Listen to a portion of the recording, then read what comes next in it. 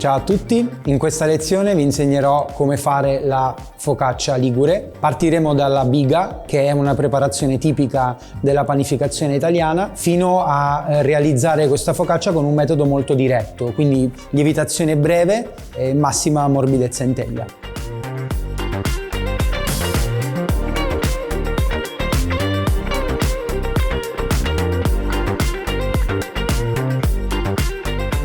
Le caratteristiche della focaccia ligure sono principalmente due, quindi l'olio e la salamoia che è all'interno dei suoi buchini e la croccantezza esterna sulle parti chiaramente di sotto e di sopra della teglia e l'estrema morbidezza.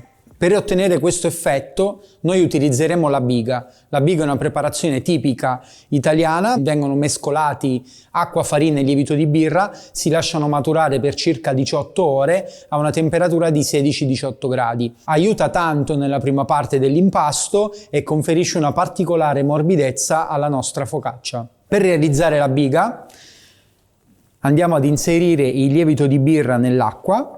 La temperatura dell'acqua deve essere circa di 16-18 gradi perché appunto deve maturare a quella temperatura lì, quindi non andiamo ad utilizzare un'acqua particolarmente calda o al contrario troppo fredda, acqua di rete del rubinetto di casa nostra più o meno.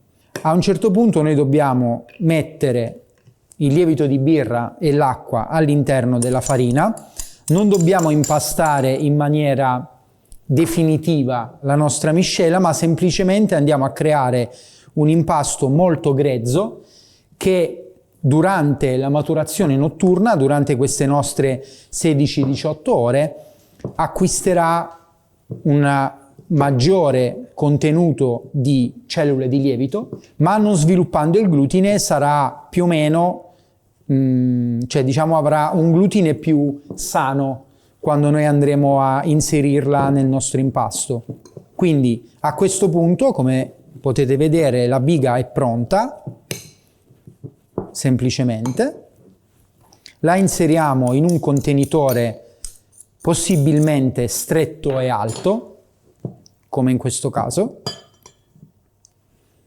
La lasciamo maturare fino a domani, quindi per circa 18 ore. La farina che abbiamo utilizzato per ottenere la nostra biga è una tipo 0 di media forza, quindi circa 280-300. Questo perché ci serve per conservare l'elasticità e le bolle che dopo svilupperemo col nostro impasto. In ogni caso, per le grammature e le tipologie di farina vi rimando sempre al nostro ricettario. Chiudiamo con la pellicola a contatto per evitare di conferire troppa umidità o troppa poca. Io metto sempre un pezzettino di carta assorbente o un canovaccio. Chiudo ulteriormente perché, essendo un impasto molto asciutto, dobbiamo preservare l'umidità che è al suo interno. Questa è la biga che noi riprenderemo fra 18 ore. Scegliete voi la temperatura migliore per far fermentare la biga, consideriamo che l'ideale è 16-18 gradi, se abbiamo questa temperatura in casa o in un angolo della casa va benissimo, altrimenti possiamo fare le ultime 4 o 5 ore in frigorifero. Bene, questa è la biga che ha maturato già 18 ore, vi faccio vedere qual è la caratteristica della biga matura e come si fa a riconoscere se una biga è pronta o meno. Innanzitutto il colore deve essere scuro, molto simile più a un lievito di birra piuttosto che a una farina fresca, ma la cosa principale è che deve filare, quindi si creano questi filamenti che sono proprio caratteristici di una biga pronta. Queste sono le dosi per una teglia di casa di focaccia ligure, quindi circa 30 x 40 cm. Questi sono gli ingredienti che noi andiamo ad utilizzare per la focaccia, quindi la nostra biga matura, la farina tipo 0, circa 280 di W, 270 o 280, il malto diastatico. Utilizziamo il malto perché colora meglio ma non regala troppa dolcezza all'impasto. L'acqua, l'olio extravergine d'oliva, sale e il lievito di birra. L'impasto dobbiamo chiuderlo circa a 24-26 gradi per avere un'ottima maturazione. Iniziamo inserendo la biga matura. Il primo ingrediente che mettiamo è l'acqua, perché la biga durante la sua maturazione tende ad asciugare in qualche parte, quindi andiamo subito a reidratare i nostri pezzettini che potrebbero essere fastidiosi. Ne teniamo da parte un po' perché servirà prima dell'inserimento del sale e dell'olio. Andiamo subito ad inserire la nostra vasca. Mentre gira leggermente, in maniera che si reidrata un po' la biga, andiamo ad inserire subito il nostro malto.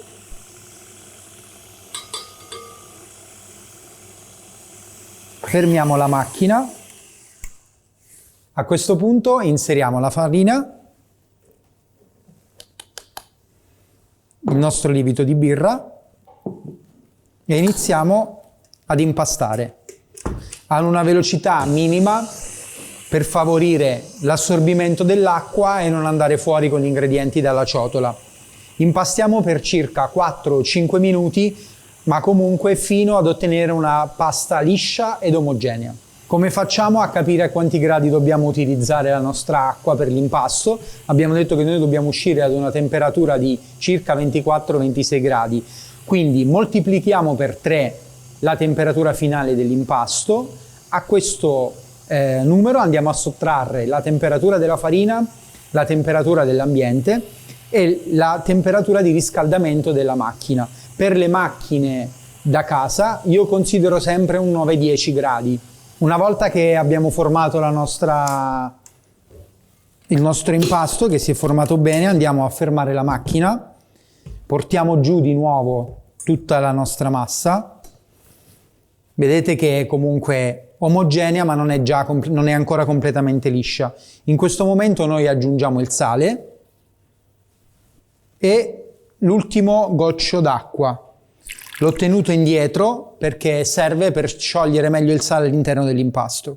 Poi ripartiamo sempre in prima velocità. Fino ad ora non ho dato seconda, quindi lo raffiniamo in un secondo momento. Aspettiamo che il sale si scioglie, viene incorporato dalla farina e dopo aggiungiamo l'olio.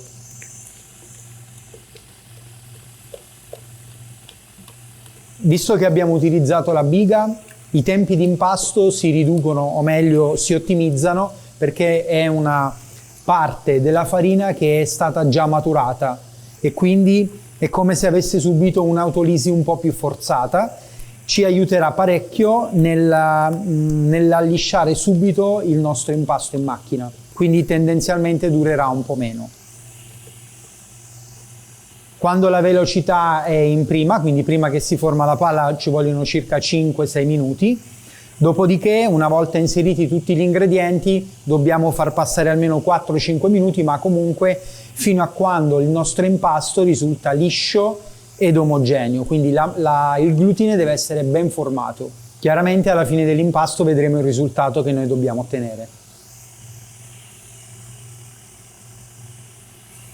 Come vedete sto impastando sempre a velocità basse perché la fretta non è mai un alleato nelle preparazioni che prevedono una maturazione o comunque un riposo, e quindi vi consiglio, specialmente negli impasti delle focacce in generale, di non andare mai sopra la seconda velocità, che si utilizza semplicemente nell'ultima fase dell'impasto, quindi solo per raffinare la nostra focaccia. Questo perché ci garantisce di non aumentare troppo la temperatura finale dell'impasto e quindi di conservare tutte le caratteristiche dell'ottima maturazione della pasta.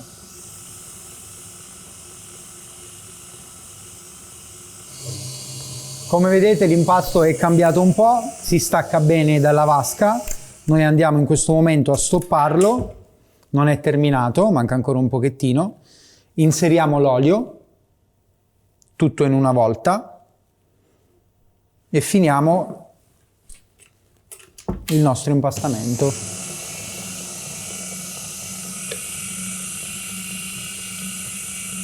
Quindi per l'impastamento abbiamo fatto 4-5 minuti all'inizio, circa 6-7 minuti dopo, e dopo l'olio faremo ancora 6 minuti e poi lo fermiamo. Ad impasto terminato andiamo a toglierlo dalla macchina, ci aiutiamo con un tarocco Chiaramente se impastiamo a mano in casa non cambia nulla, semplicemente non consideriamo il calcolo dell'acqua che abbiamo fatto, ma togliamo i 10 gradi di riscaldamento della macchina.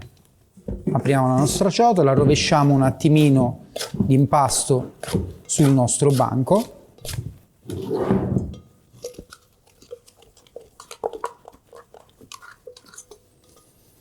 Lì facciamo una piccola piega che ci servirà per dargli un minimo di forza.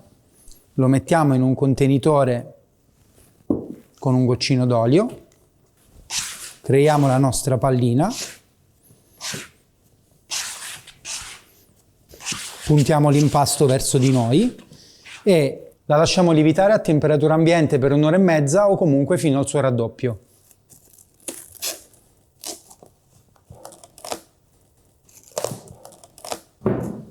Questo è il nostro impasto dopo la lievitazione di un'ora e mezza e comunque è raddoppiato sulla ciotola. L'importante magari è mettere un segnetto prima della maturazione, così riconosciamo il raddoppio. È importante perché è un passaggio di degasatura che ci permetterà dopo di non aspettare troppo tempo, altrimenti se il primo passaggio è troppo breve, il secondo sarà chiaramente molto più lungo. In questo modo recuperiamo almeno mezz'ora di lavorazione. Come prima cosa andiamo a ungere la nostra teglia. Io ho utilizzato una teglia molto sottile, quindi tendenzialmente non è una teglia da forno classica grande, ma è leggermente più piccola, ma molto più sottile, sembra quasi un lamierino, perché nei forni casalinghi più abbiamo il materiale sottile, più sarà alta la conducibilità del forno. In questo modo noi ci assicuriamo una cottura più omogenea e sicuramente un po' più invasiva di una teglia più spessa. Andiamo a ungere leggermente il nostro contenitore con la mano o con un pennello. Ricordiamoci di ungere leggermente anche i bordi, altrimenti si attacca. Questa teglia è circa 20 x 30-35 cm ed è adatta a qualsiasi forno casalingo. Andiamo a rovesciare il nostro impasto.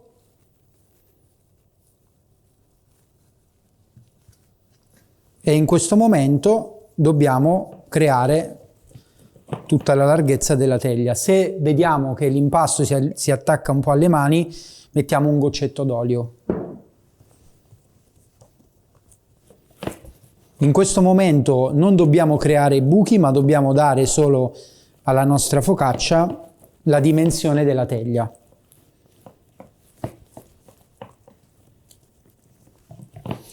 Dobbiamo insistere un pochino sui bordi perché non deve essere un bordo troppo alto, altrimenti non ha croccantezza. Quindi bordo sottile, piuttosto lasciamo un po' di massa all'interno. Se ci accorgiamo che non riesce a raggiungere i bordi, li tiriamo un po' le orecchie in questo modo. Questa è la nostra ligure. Ora mettiamo la salamoia e la facciamo riposare per circa un'oretta.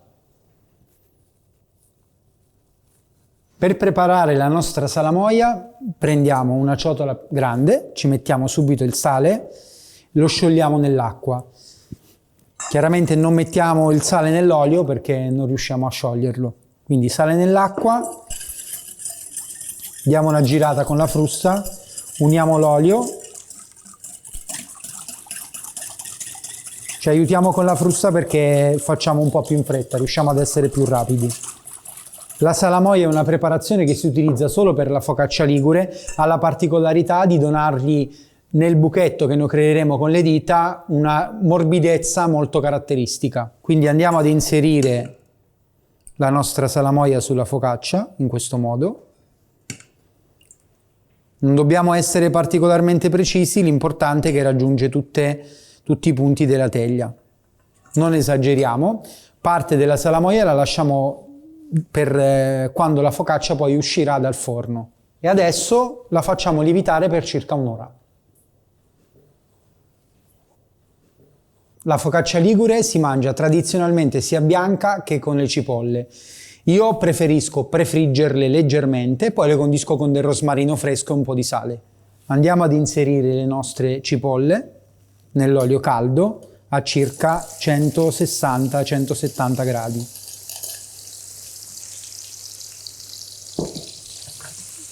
A me piace lasciarle a rondelle molto sottili, quindi non deve essere un taglio julienne, così evitiamo di bruciarle nel forno, ma la lasciamo leggermente morbida, quindi non troppo sottile ma a rondella intera.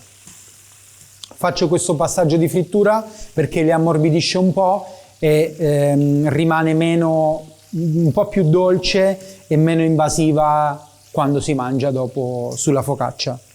Non bisogna eccedere con la cottura in olio per evitare che dopo, quando la rimettiamo in forno, si bruci. Quindi quando la cipolla è ancora chiara, andiamo a tirarla su, la asciughiamo su della cartapaglia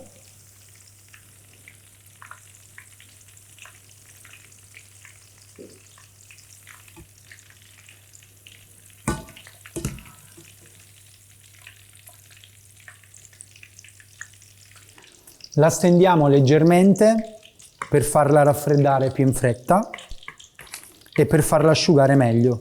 Quindi ha perso un po' l'acqua di vegetazione che ci aiuta anche per la colorazione della focaccia e risulterà più dolce quando si mangia. Mettiamo le nostre cipolle nel contenitore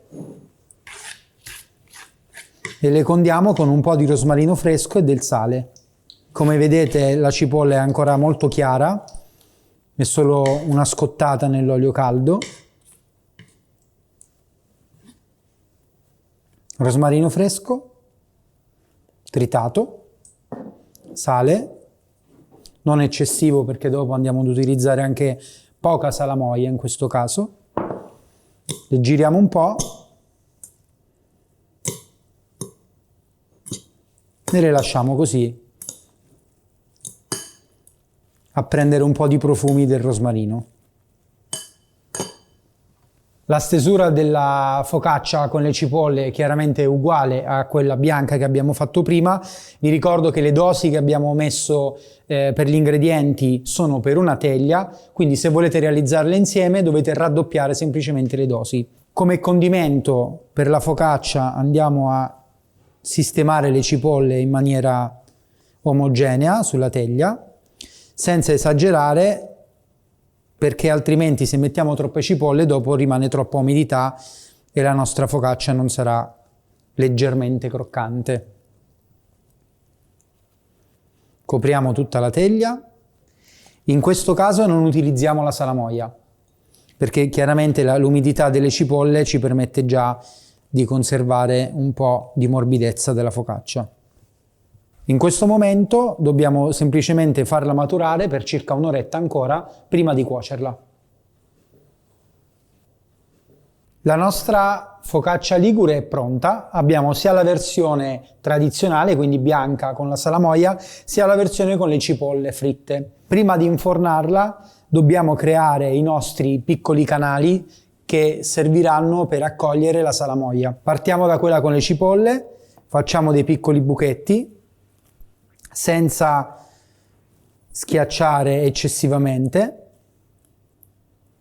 Stessa cosa facciamo con la tradizionale.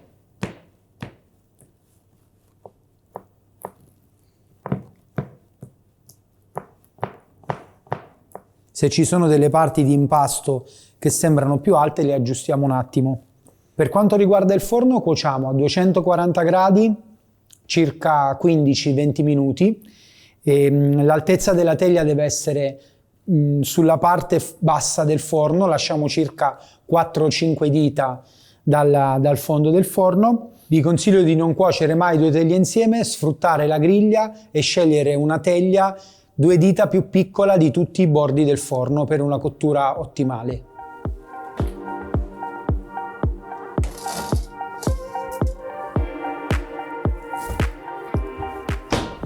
La focaccia ligure possiamo cuocerla anche con il forno ventilato perché abbiamo la salamoia che la protegge un po'. Quando la nostra focaccia ligure è pronta, apriamo il forno. Prima di uscire dal forno, quindi a teglia ancora bollente, andiamo a cospargere ulteriormente di salamoia.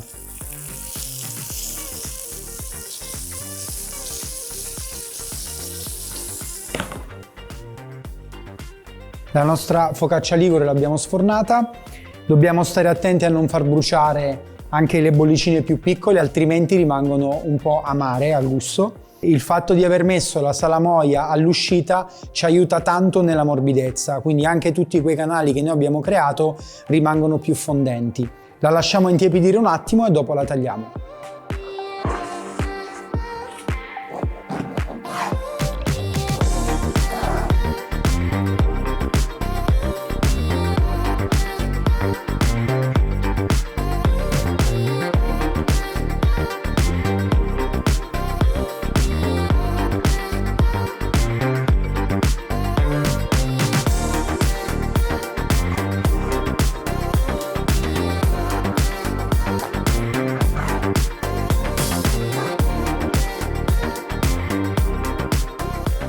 Vediamo le caratteristiche della focaccia ligure, che deve risultare leggermente più bassa rispetto a quella di prima, una croccantezza leggermente più sviluppata sulle parti esterne. Vi consiglio sempre di non eccedere con la pasta, ma piuttosto rimanere leggermente più bassi per permettere alla focaccia di essere leggermente croccante.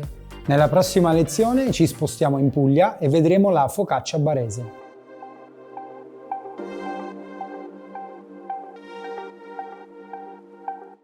Ti è piaciuta questa lezione? Allora entra subito in accademia.tv, scegli l'abbonamento che fa per te e registrati nel tempo di un caffè. Allaccia il grembiule, mondo di accademia.tv ti aspetta.